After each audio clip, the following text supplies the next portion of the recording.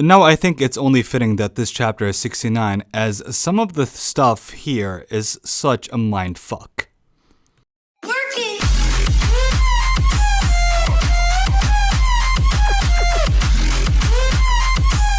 So we begin our chapter with Granola's visiting his home planet that was wrecked by Frieza and the Saiyans. Turatara does a decent job here in world building. This is honestly something that is very welcome in Dragon Ball, as we like to see the universe is a big place with many different life forms living. Some, in this case, are living peacefully.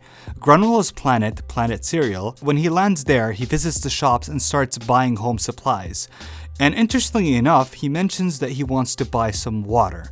Now, obviously, buying water isn't a suspicious thing to do, nor is it something worth pausing while reading. I mean, it is water. Who doesn't drink it? But what's interesting is that the shopkeeper brings up the old guy, and then we hear something about his age and lifespan. Honestly, I won't lie, I immediately thought of Namekians, because as we know, Namekians are people who live for long periods of time, and they also predominantly only drink water. They don't eat food. Piccolo eating a fish in that filler episode with Goku is actually a filler episode, so he doesn't actually... I mean, he could potentially eat if he wants to, but he just drinks water. He can survive only on water, so maybe he can actually eat. But anyways, I thought this was honestly a clever way to introduce the new Namekian character who lives here. Anyways, Granola leaves the city, and on his way home, he gives us context to what happened here and who are these people. He begins to explain that the Heaters took advantage of this situation by rebuilding the planet and selling it, of course, of the situation of the planet being ravaged by the Saiyans. Luckily for Granola, that the people who bought this planet are people who were also victims by Frieza and the Saiyans, potentially. So what they did is that they accommodated Granola, and they were sympathetic towards him, and they coexisted with each other to an extent. And they even offered Granola to live with them in the city, but he doesn't want to, as he wants to live in the mountains where he can see his village potentially and try to like remember the pain, as Granola is a character in the show that is like thrives on revenge. And speaking of revenge, we then move to Vegeta, who's actually training with Beerus. And something about training with Beerus is a lot different than training with Whis. You won't find the same, let's just say, niceness to an extent, because Beerus is someone who would teach you, but he wouldn't teach you without humiliating you. And that's what happens to Vegeta. Once again, he gets wrecked by Beerus. And the way he gets wrecked is completely like completely outclassed, to be honest. Like, this is, for me, I found it pretty fascinating that Beerus seems less serious than when he fought Goku's Super Saiyan God, the red form, than when he's fighting what is potentially Vegeta's Super Saiyan Blue evolution technique. Or evolution form, and where Beerus basically tests Vegeta's ideologies of him having this sin and having this guilt, and basically tell him not to be so arrogant, like the world doesn't revolve around you and your feelings. Basically, what the Saiyans have done, they got what they deserved, and this is basically karma. Because they sought their way of life of destroying others, they ultimately got destroyed, and ironically they got destroyed by the person who they're working for, in this case obviously Frieza. And Beerus reveals something that one of Dragon Ball's many retcons that I dislike, similar to the Potara being retconned for 1 hour. One of the many retcons in this case is Beerus telling us that he was the one who ordered Frieza to destroy Planet Vegeta. And I know some Dragon Ball Super fanboys, the ones who are like very preservant around like reputation of Dragon Ball Super, would tell you that, oh no, Beerus didn't actually tell Frieza to destroy the planet, he just gave him the thumbs up. Frieza did it by himself. And while that's true, and I can accept that Frieza probably destroyed the planet because he was paranoid, because that's what we've seen in Dragon Ball Minus. Yet another sort of retcon. Well, I wouldn't really call it a retcon, because Bardock, the father of Goku, which was integrated in the Dragon Ball manga, by Akira Toriyama himself.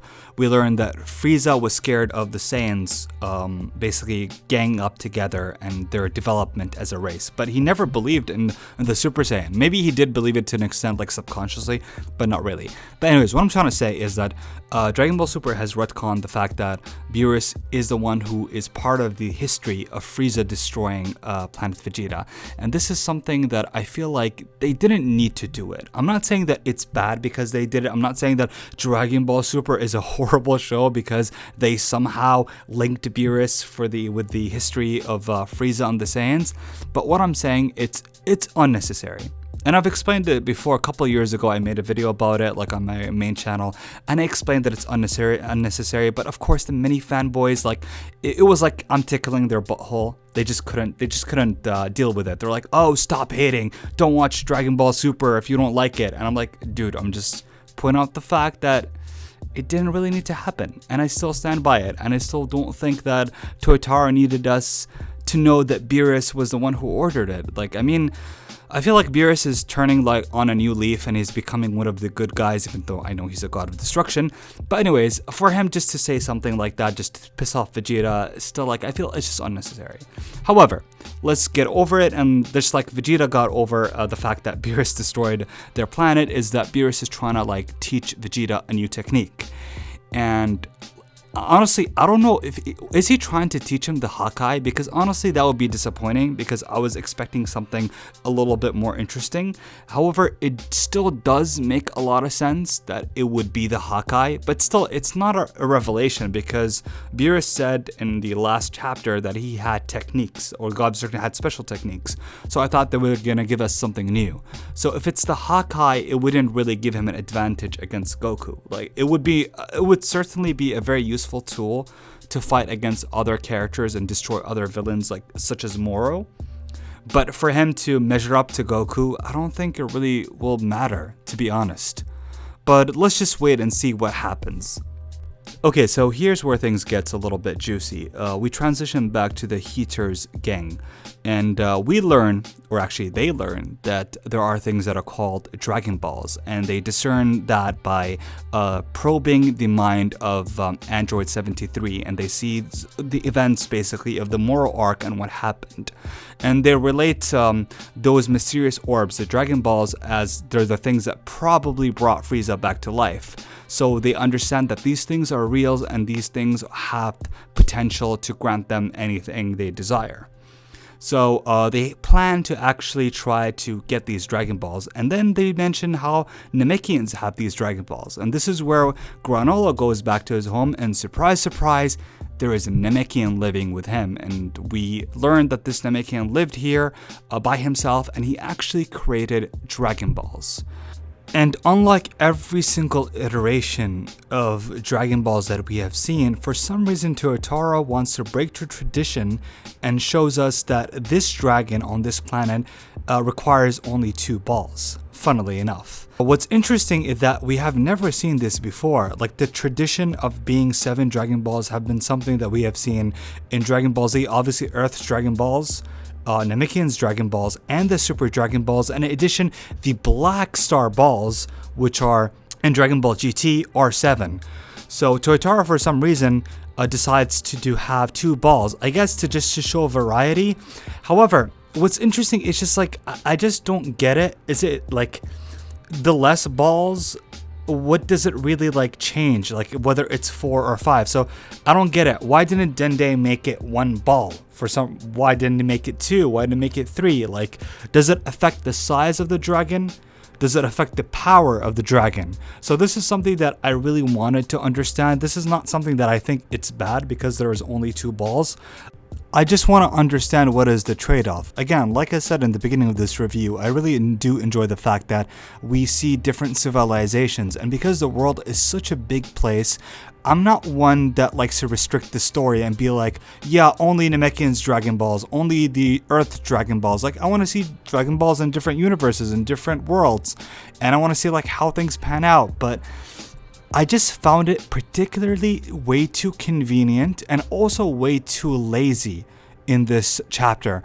and also super freaking contrived. I'm gonna explain this right now because, like I said before with Toyotaro, the ideas are there, but the execution are just horseshit. Like, it is just garbage execution, and I'm gonna explain this right now. There's nothing bad with having Dragon Balls. There's nothing wrong with Granola not having the power and trying to gain the power by the Dragon Balls. We've seen this. I mean, Zamasu did it. Like, a lot of villains did use the Dragon Ball, especially in movies. They often use the Dragon Balls in order to gain strength, gain immortality, gain back their youth, whatever. Like, I mean, for frick's sake, the arc before, Moro used the Dragon Balls. The villain that was introduced used the Dragon Balls to regain his youth and regain his power. So I don't mind that this Granola is trying to use the Dragon Balls, but there are two things that I just disliked. It's just the matter and the way that Toyotaro paneled this. It was just really horrible. Like, it's just way too convenient. And it sort of bothers me that a lot of people are trying to use the fact that, oh, Toyotaro, it's subverting expectations. But this is not really subverting any expectations. How does Granola finding the second Dragon Ball on TV right after being told about it, like just seconds ago, adds anything positive or interesting to the story? Trust me, answer it. I'll give you 3 seconds. It doesn't. It just doesn't. It's boring, it's uninspiring, it's uncreative, it's way too coincidental, and it's just uncreative. The execution is bad. But when I was reading this chapter and learning about this missing 2-star ball, I was looking forward to how Granola was going to find something that had been lost for over 40 years within the following chapters. At first, I thought he'd spend a couple of days searching for it and eventually giving up, only to go and visit the exact spot where his home was destroyed by the Saiyans and find it there. Or that it was actually on a different planet entirely and possibly even used as some kind of decoration by one of the heaters. But no, instead we got he turns on TV and just so happens to see the news reports of a fisherman finding it moments after being told about it, moments after deciding to use the balls to gain his wish. And the second thing what bothers me here is that he's trying to use this wish to becoming the strongest person in the world. Which honestly is just dumb because the dragon shouldn't be able to make that wish. He shouldn't be strong to make enough that wish, because if the dragon was strong enough to make that wish, then surely the Z Fighters, maybe this dragon is special, but again, it's only 2 balls to find him, and the Namekian who created him doesn't seem that special. So there's not much context of what makes this dragon special. It's not like he summoned the Zalama dragon, which is from the Super Dragon Balls. That would make a lot of sense because you could say, oh, his power is infinite and there's nothing he can't do. But with this dragon, there's not much context, and he looks kind of weird, to be honest, the dragon himself.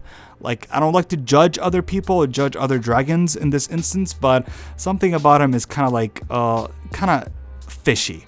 You know, no pun intended.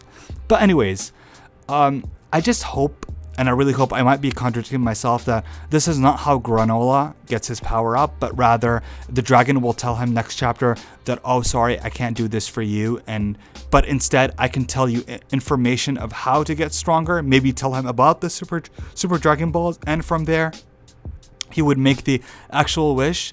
But for him to use these Dragon Balls on his planet, like, just the convenient timing is just way too super convenient. It's uninspiring, uncreative, and I know, like, a lot of people are telling me you should turn off your brain when you watch Dragon Ball, because Dragon Ball is just silly and stupid and it's not meant to take seriously. And I agree with you to an extent, but still, that doesn't mean that the writing shouldn't be better. That doesn't mean that Dragon Ball shouldn't aspire to be better. Why do you watch anime? Why do you watch movies? Why do you consume any form of media? Again, if some people want to tell me that, yo, Moodzy, if you don't like Dragon Ball so much, if you don't enjoy it, don't read it. Well, how about you take a page from your own book, and if you don't like my reviews, don't watch my reviews. So if you don't like my opinion, then don't listen to it. Just like you're going to tell me that don't watch Dragon Ball if you're not enjoying what you're seeing. And this is not more of the case of I'm not enjoying it. It's the fact that I believe in this product so much. I believe that Dragon Ball can reclaim its spot as the most influential anime. Like, I don't think it can be the best written. It was never the best written anime. However, it had the most impact anime. The way, like, it just changed and it shifted everything around it. Like all the generations, all the animes, I know like millions and millions of people got into anime because of Dragon Ball. So the impact of Dragon Ball Z will never be rivaled again. But I think Dragon Ball Super, it should be like not its predecessor, but it should be the one who carries that forward.